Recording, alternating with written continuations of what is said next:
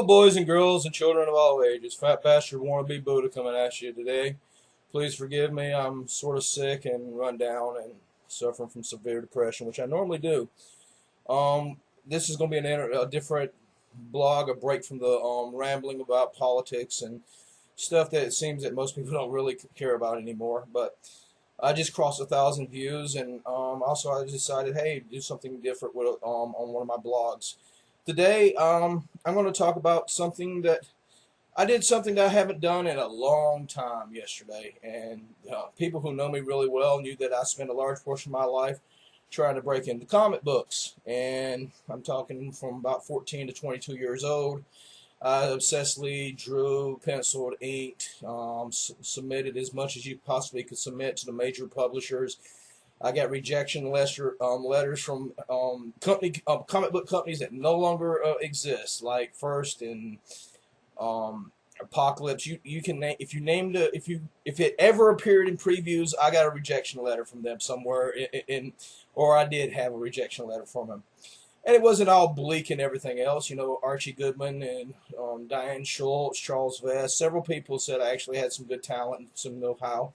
The old writer from I Want to Be Your Dog, Ho Chi, said I should basically just start self-publishing, but I was too far gone and I couldn't really do it for myself for a multitude of reasons.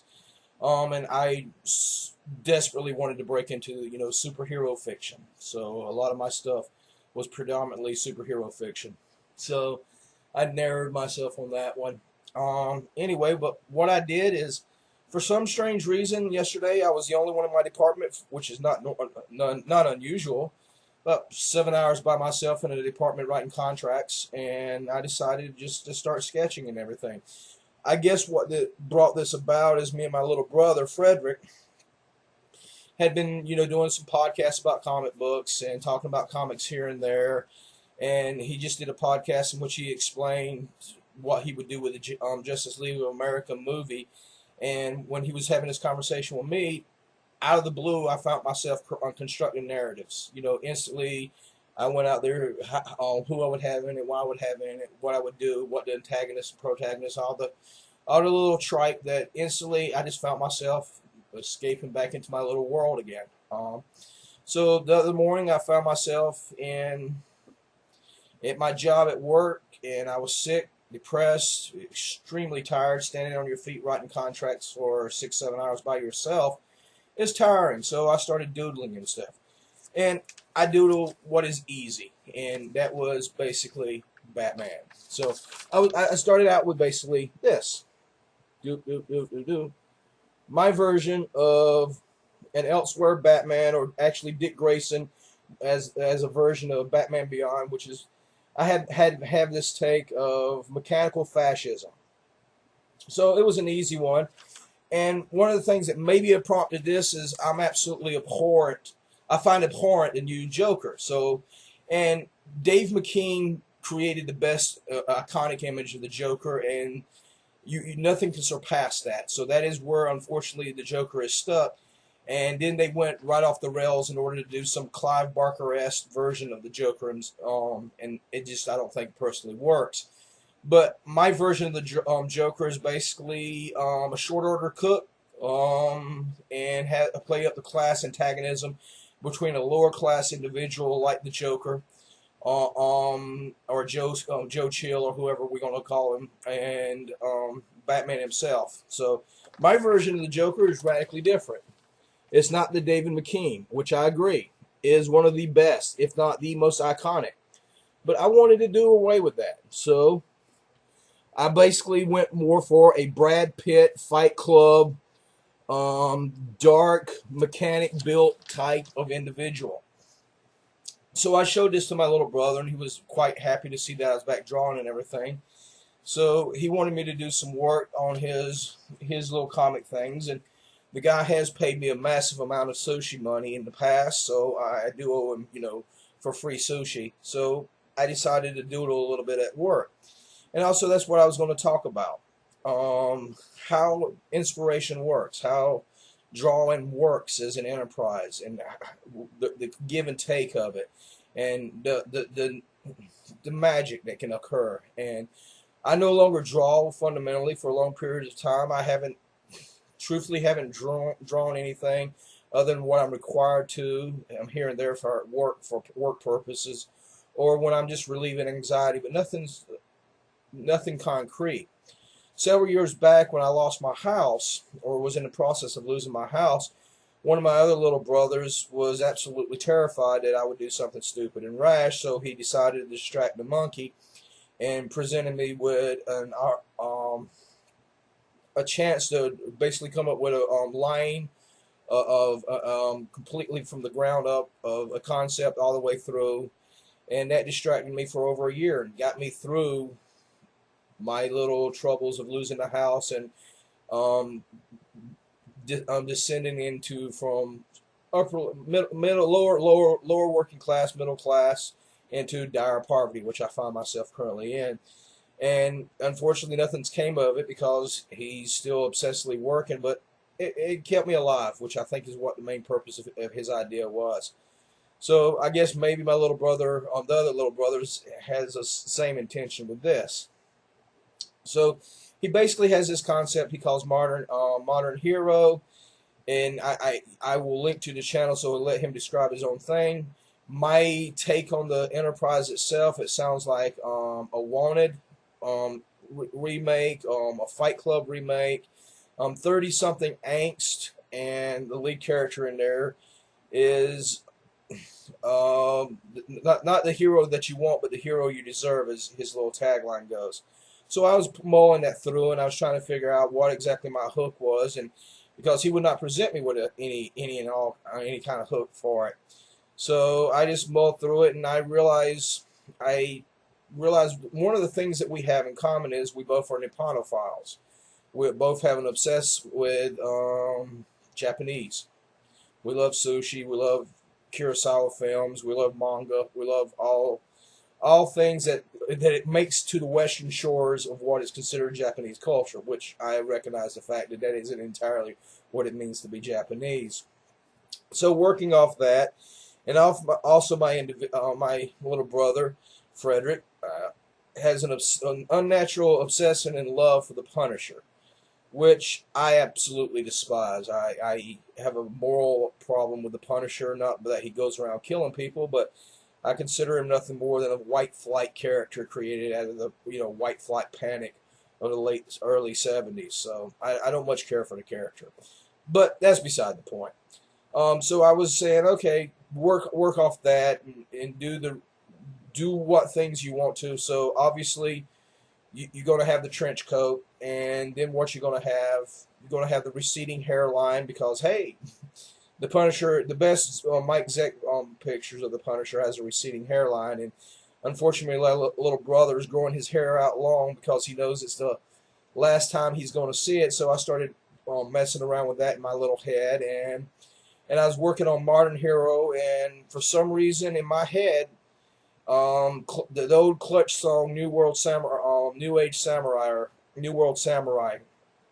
The hook line, yes, I'm a New World Samurai, but I'm a redneck nonetheless.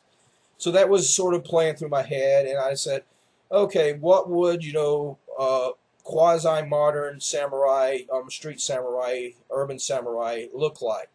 And so I started messing around in my head, and okay, you got the trench coat, you got some form of ballistic armor, and then I started messing around with maybe a mask or not a mask or stuff like that, and wasn't really sure on that, and then I fundamentally knew that since was going heavy on the trench coat mafia type look, I didn't want to have a mask because then it quickly descends into something like the Grifter, or it descends into Rorschach, which is the greatest trench coat superhero ever, or it descends into Casey Jones, Kevin Eastman, Peter Lard's Teenage Mutant Ninja Turtles, Casey Jones. So I didn't want a hockey mask.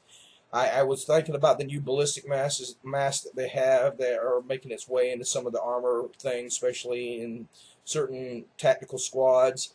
But then it started looking in my head of the old cheap Army of One video game in my head, and that wasn't what I was going for. So I started messing around, and this is even before I even put pen to paper, and this is all going through my head. And I said, okay, I want the dragon type armor, or the dragon type armor that's, I forget what it's. I think it's called actually dragon type, and with the front buckle, so it would have that quasi Bruce Lee kung fu look on the front, and the trench coat. And I couldn't decide on the mask. And my first design was exceedingly rough, which is this.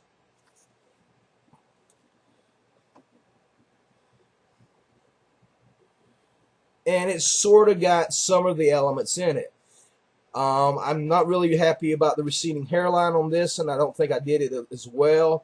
But I started messing around with little frizzy hairs coming off and not properly staying in place, which is normally what happens when you got frizzy hairs, and it started bothering. It always bothers me.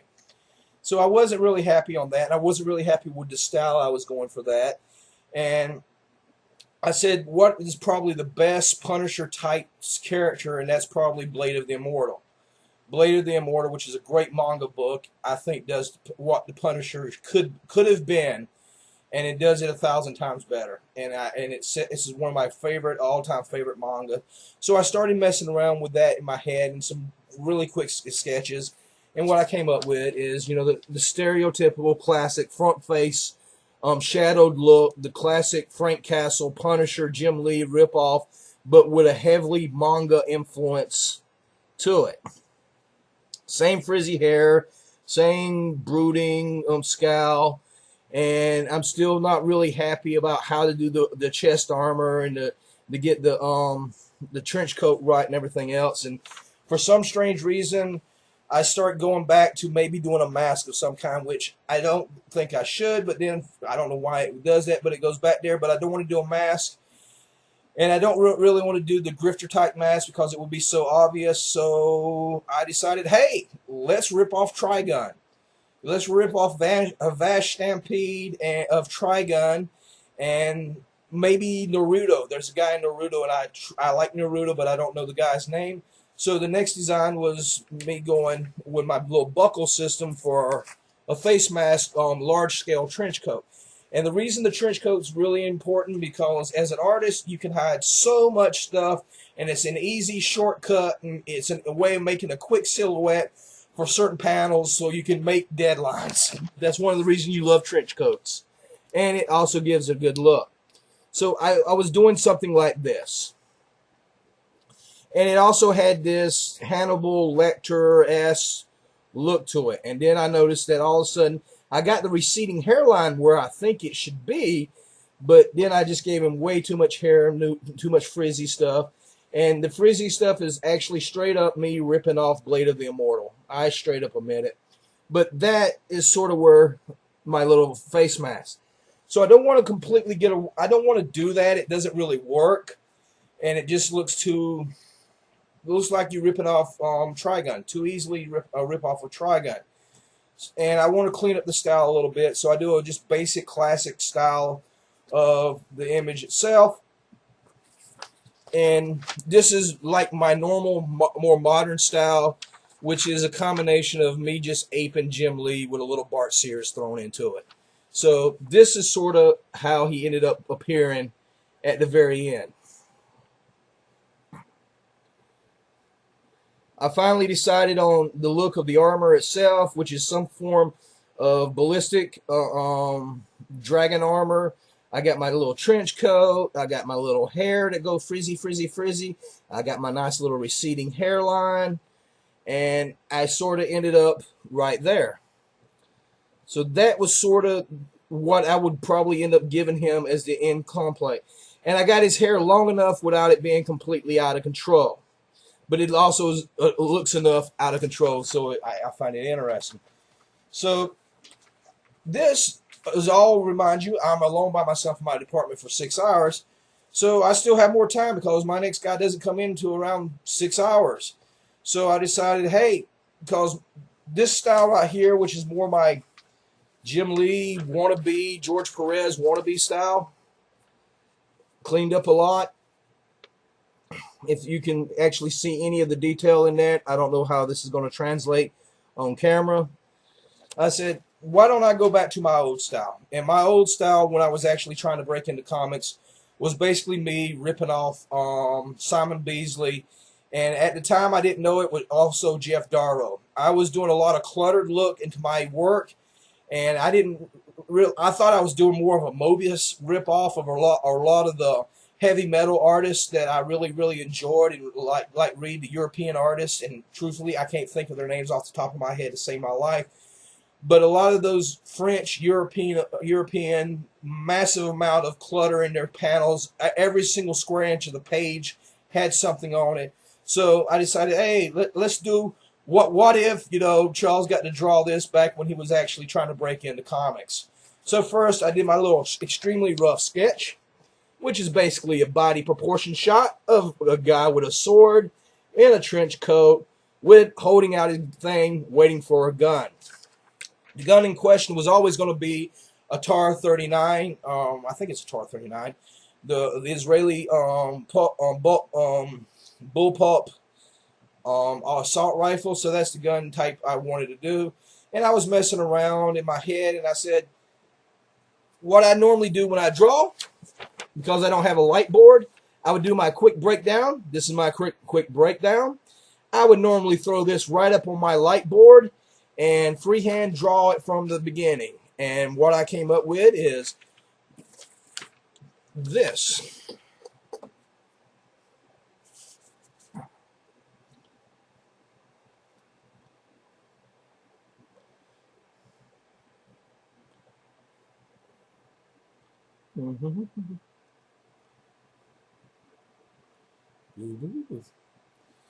Now this is the hyper